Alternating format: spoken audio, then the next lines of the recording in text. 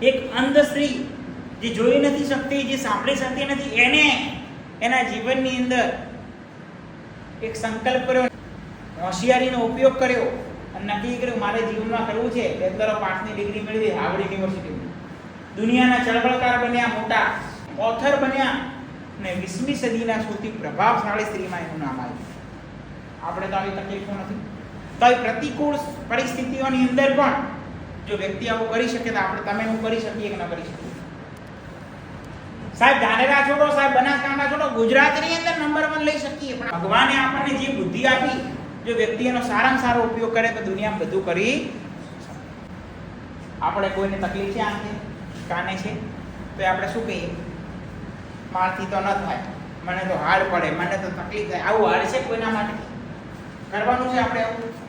બધે આપણે ભગવાને આંખો આપી કે ના આપી, કાન આપ્યા, આપણે ધારીએ કરી શકીએ કે ન કરી શકીએ? Yes or no? હેલન કેલરને પ્રતિકૂળતા હોત, કોઈ અનુકૂળતા નથી, છતાં પણ વિજય મેળવ્યો કે ન મેળવ્યો?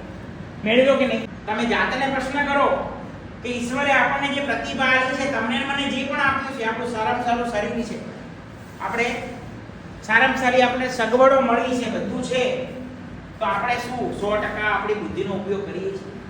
આપણને જે આપણામાં જે ક્ષમતા છે એનો પૂરો લાભ ઉઠાવીએ છીએ આપણે બધા?